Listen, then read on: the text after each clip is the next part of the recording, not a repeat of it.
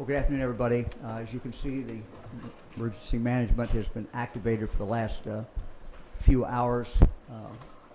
Our purpose today is to inform you of what we know at this point. Of course, the most recent news is that in Fayette County, Greene County, Clark County, there is an active tornado warning right now. So that is, I'm sure, already been reported. We are in a very dangerous weather situation that really involves all of Ohio. It is unusual to see this, but danger can be anywhere in the state. And it's not something that's going to end tonight. We're going to get hit again with another storm later tonight. And the odds are that we're going to have continuous problems with flooding for the next several days at least.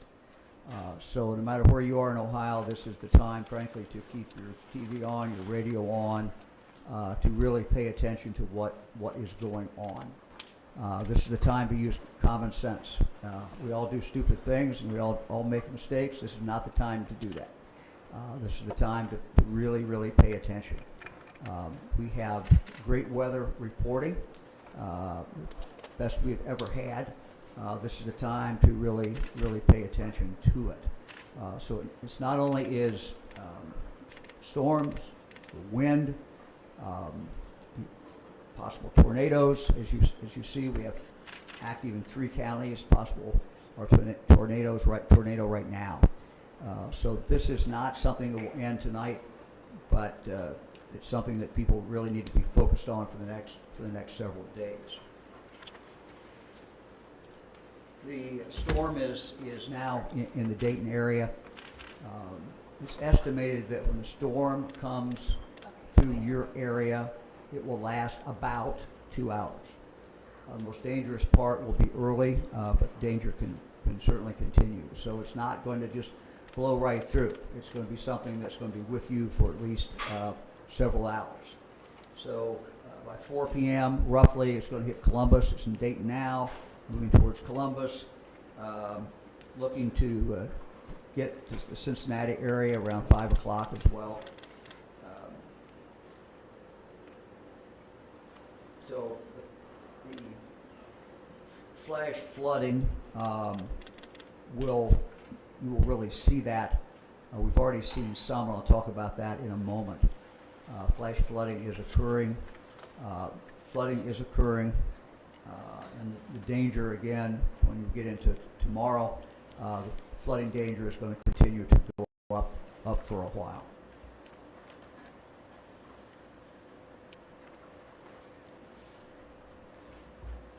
I'm signing a proclamation, declaration of emergency for Perry County as well as Muskingum County. However, I anticipate that we will be adding counties to that list, and we will do so when that is necessary.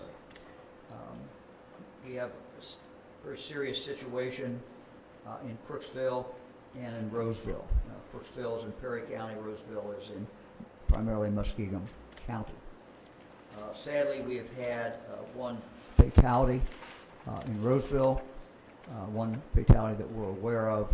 This was an individual who died simply because they had an emergency and they could not get to that individual. The Crooksville Fire Department is the incident commander. The fire chief is the incident commander in that area, also including Roseville. Roseville, we just looked, just had a drone up, and Roseville is completely surrounded by water. There is one road, as of 10 minutes ago when I looked at it, there was one road that was still out. And so we are certainly urging everyone, anyone who is left in Roseville, to leave. Again, a very dangerous situation. This is a village of about 1,500 people. If we can get that drone back up and we can show you, we will do that. If we can do that before the press conference is over. But when you look at it, you can see that Roseville is just totally surrounded now by water. One road is passable out of town. And so we would urge anyone who is there to avail themselves of any help they need to get out. Now is the time to leave. We have Ohio Department of Natural Resources. The swift water rescue was in place by about 7 a.m. this morning. So they have been working. We not only have the local departments, fire departments, police departments, but we have from many, many counties and many, many municipalities are in that area assisting in Crooksville and assisting in Roseville as well. So we are very grateful for all the individuals who are out there working right now as we hold this press conference. I have activated just a few minutes ago the National Guard High Water Rescue Unit, and we will report later on that activity. Again, severe weather. It's going to last a while. Time for people to really use your common sense. Number one, keep the TV on, keep the radio on, stay in contact. It's your best way to find out what's going on immediately, particularly in your area. Obey any commands by local law enforcement, fire departments.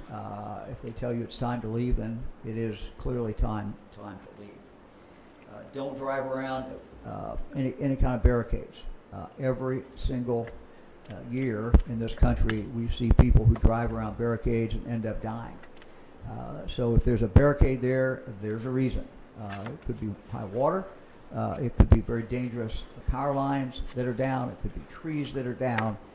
So it is illegal to drive around the barricades. And so please do not do that.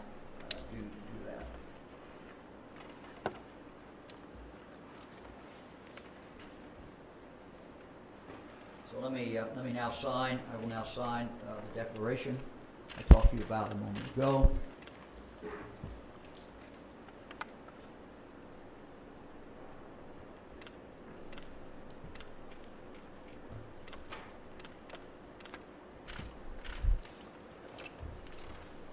As you can see, we have a lot of the team behind me. We'll be happy to take any questions. Have you gotten any reports in any counties, specifically looking at Franklin County, but all over, of tornado sirens not alerting people to potential tornadoes?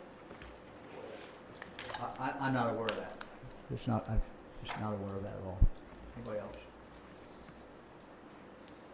You said the National Guard was activated. Do you know where they're going, or? Yeah, in all likelihood, they're going right into Roseville and Crooksville. But we expect additional problems in other parts of the state or other counties at least. So this flooding concerns will only get worse, we believe. So they will be ready to be deployed. So this is not a large unit, but it's a unit that specifically does this type of work. Is there anything about the second line of storms that's expected to be different, worse, or anything than the first line? Second line of storm. Yep. Thank you, Governor. Yeah, I'm Sue Merrick. I'm the Director of Emergency Management here. What we're told from the National Weather Service is that we will see similar types of storms as the days as tonight and tomorrow go on. But tonight there is that potential, of course, for it to be in southwest Ohio and western and southwest Ohio, and straight line winds could become more of an impact. But as we've seen with these storms, what gets forecast and how they say or seem like they're going to react, they seem to change while they're happening. But right now the increase seems to be in the straight line winds. Where are Roseville and what was the other one? Roseville and Crooksville? Perry County, Muskingum County, respectively.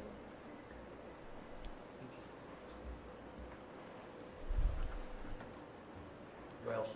Just to confirm, right now the biggest concern is flooding, or is it also potential tornadoes? No, it's the multiple of things. It's tornadoes. It's the wind.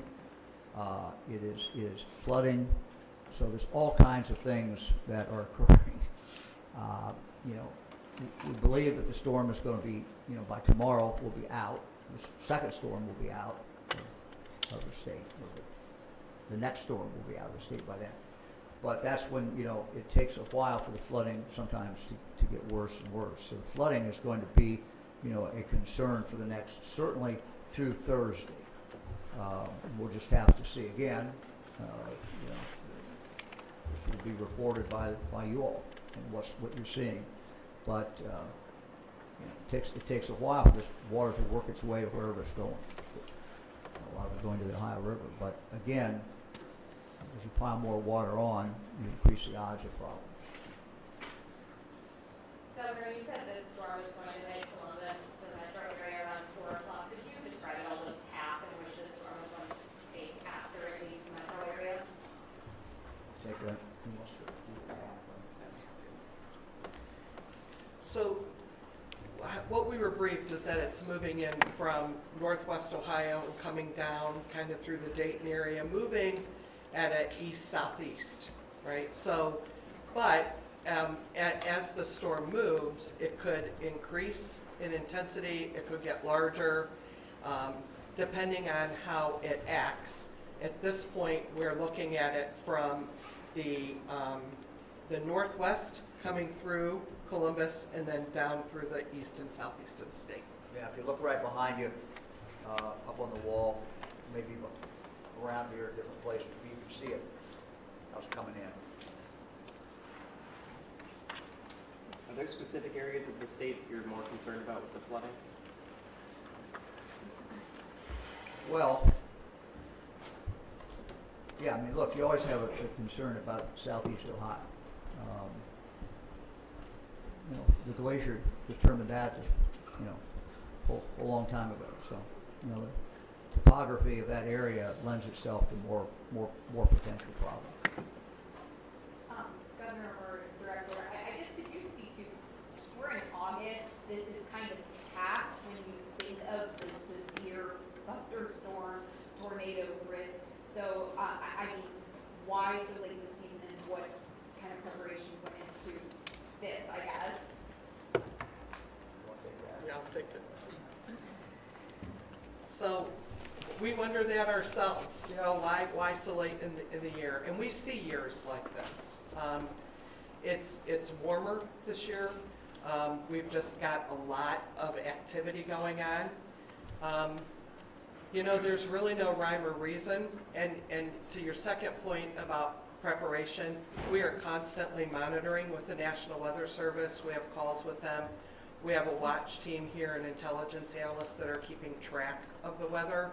So we're watching what's being forecast and the changes in the forecast, and then we're setting up preparatory actions as well as having calls with our county emergency management agencies, because those counties are the first line of defense, of course, and they too have that relationship with the National Weather Service. And so, Director, what sorts of decisions will be made in this location? Well, we'll continue to have coordination calls, keep the governor and the leadership team, of course, up to date on what's going on, emphasize the things that we're seeing that could be those potential pinch points. Additionally, we will continue to work with the National Weather Service to figure out kind of where we're moving and what it looks like or what changes are happening in the forecast. It helps us with that, being able to talk to the counties and make sure that we have the appropriate people in place, keeping the eyes on and watching from our overnight posture to ensure that we're doing the best we can not to miss anything for all Ohioans. Governor, the mayor I says, think the other, there's really two things. Answer the last question. Similar, I totally agree with what you said. One is communication. We try to. This was created so that there'd be one place where the information is flowing to. That's important for two reasons: to get that out to the public, but also for the decision makers and to be able to make a decision about where to deploy different assets that we have. We are a state of local government. The incident control person here is the local fire chief. He or she is the person who is on the ground. They're seeing it. They're making those decisions. But if they need some additional help, we want to be able to quickly provide that to them. As you saw, ODNR was out early today, assisting with rescues. We had other local law enforcement departments that were showing up there. It's really all hands on deck during an emergency like this. But we want to make sure, for example, the National Guard, those different units are positioned in different parts of the state. And so as we watch this unfold, if we need to put more than one unit someplace, we want to be able to quickly do that and not lose any time. So that's all what's going on. Governor, roughly of the 11.5 million people who live in Ohio, how many of them are in the path of the second wave of the storm? We're talking about what's coming through later tonight. Yeah. I don't know what the population would be, but it's basically the southern part of the state. But it's not southern Ohio, it's the southern part of the state. There's just take the map, and so that's where we're worried, the second one coming through tonight.